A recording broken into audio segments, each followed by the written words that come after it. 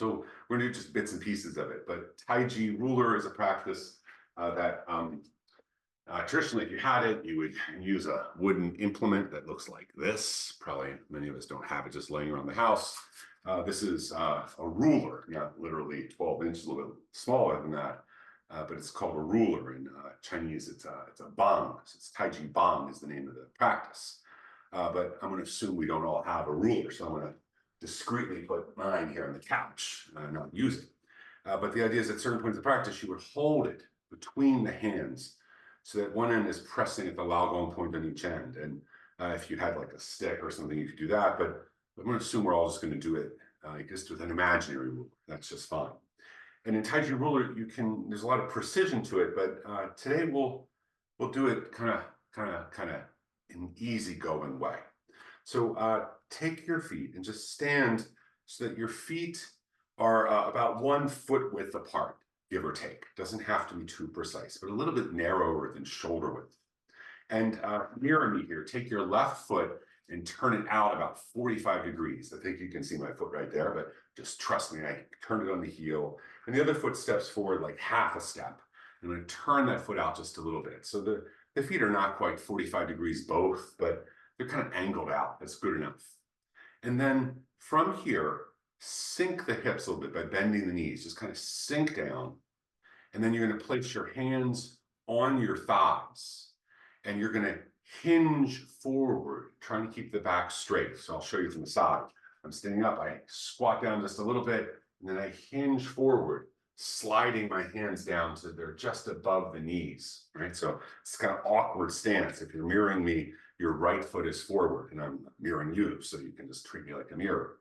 And then from this position, you're going to take the hands just out in front, and you're just going to hold them at the height of your navel, not really stretch out far in front of the body, not right up there, but like you're holding, imagine there's a stick of wood, about 12 inches long, about a foot, between the palms of the hands, so that it's just kind of putting a little bit of pressure on the center of each palm. Just imagine that. And then what you're going to do is you're going to lean back. Actually, you're going to keep leaning forward here, but you're going to shift the weight back to the heel. And I don't think you can see it, but I'm lifting the ball of the front foot up. And then I'm going to shift the weight forward. So the front foot goes flat and my back heel comes up. This is really exciting, but just hang with it. Shift the weight back and the front ball of the foot comes up, the back foot's flat.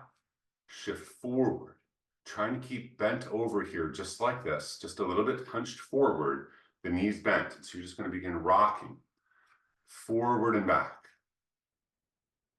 Kind of, what the kids do when they're hanging out on the street corner these days, right? You just rock forward and back, something like that.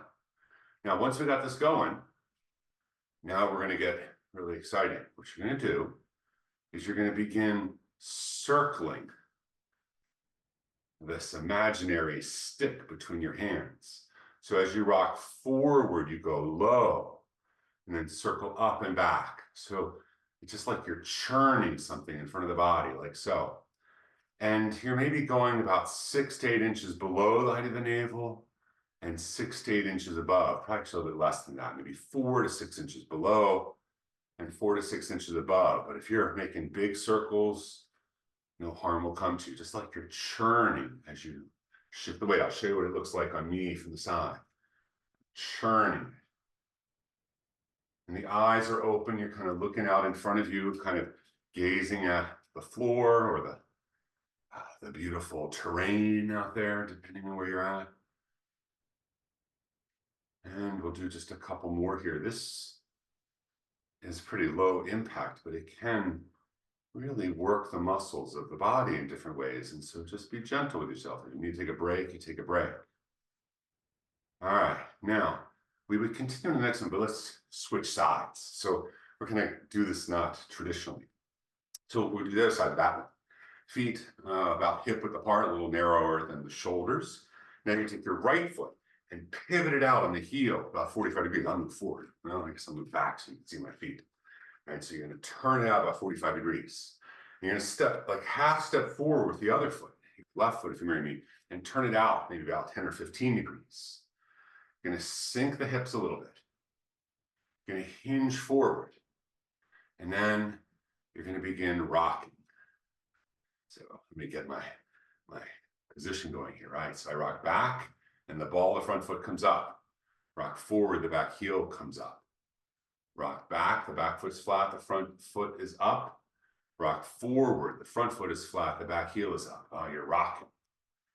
And as we begin to rock out like this, now you're going to begin to churn by circling that kind of like cylinder or that stick between your hands. It's like you're marking out a little cylinder.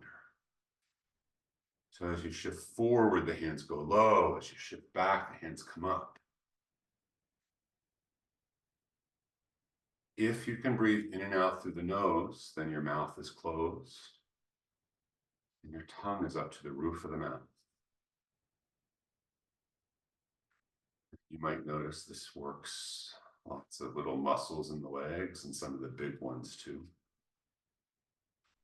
And even though there will likely be some noticeable working of the muscles of the legs, try to keep everything as soft as can be.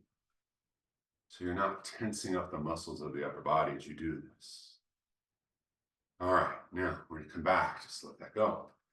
Bring the feet back to hip width apart. This is going to take your left foot, turn it out on the heel, about 45 degrees. Half step forward with your right foot. If you're hearing me, turn that front foot out a little bit, or you come right back into this.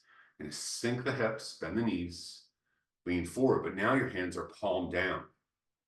And what you're going to do here is, just before rocking, just begin to circle the hands, like small circles of the hands. And the palms are down, and as you look down at your hands, have the hands go from your left to the right, and then back toward the body, and then over to the left. So the circling as you look down will be clockwise. All right, now here we go. When you bring the hands toward the body, you shift the weight back, and the front ball of the foot comes up. Shift forward, and the back heel comes up as the hands circle to the front, away from the body. Then circle back as the weight goes back. Circle forward as the weight goes forward. So you're circling the hands in these horizontal motions in phase with the rocking of the body. Just let the rhythm of your breath be natural. You're not trying to bring the breath into phase with this movement. So you're rubbing the hands in these circles about the height of your navel. And there might be a tendency for the circles to become diagonal, or for the rocking to become diagonal. But if possible, try to make the rocking straight forward and straight back, and the circles just be circles. This is called rubbing the fish in the muddy water. And it's like you're standing in water up to the height of your navel. I don't know why you would be squatting down and leaning forward. That part of it you just got to go with. And you're running your hands over the surface of the water. There are fish that are coming up because, I don't know, they figure you're not going to eat them. They just want some attention. Something like that. All right, now, a few more like this.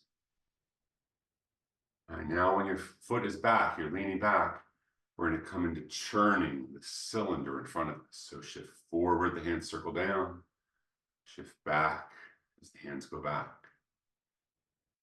Just turning and shifting. Circling, imagining there is this ruler or this stick or this cylinder, gently pressing on the Laogong point of each hand. A few more circles. I'm just going to release that and come out. Now we're going to do the other side. So shake it out if you need to. This can be kind of intense on the body. Feet about hip width apart. This time take your right foot, if you're going to mirror me. Turn it out 45 degrees on the heel. Place it down. Your left foot straight forward, maybe half a step. Place it flat. Turn it on the heel out about 10 or 15 degrees. Don't have to be perfect. From here, bend the knees to sink the hips. Hinge forward at the waist, straight back if you can manage it. And then you're going to shift forward. Actually, let's just start with the circling here. So this time, before you start rocking, you're going to begin horizontal circles in front of you. This time, the hands are going counterclockwise if you're mirroring me. So the hands are coming in over the front knee and then circling out the other way. And then once you get it going, when the hands are toward the body, lean back, the front foot comes up, the weight's in the back heel, and you're going to shift forward and rock. So rubbing the fish in the muddy water on the second side. Shift forward and shift back.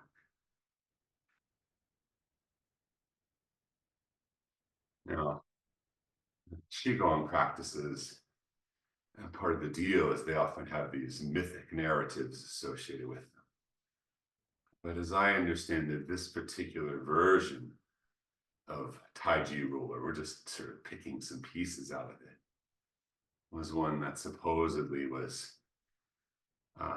passed down among the family of physicians who had treated the emperors in imperial China. And whatever one makes of that, the idea is that this was intended to be part of a health regimen that might be done every morning.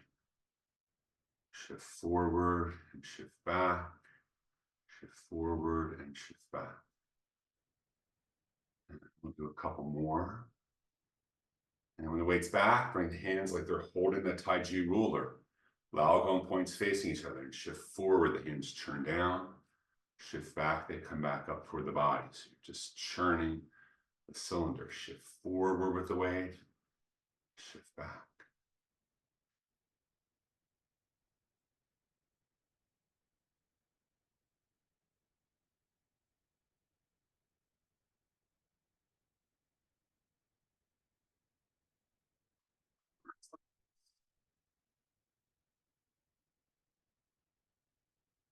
Shake it out.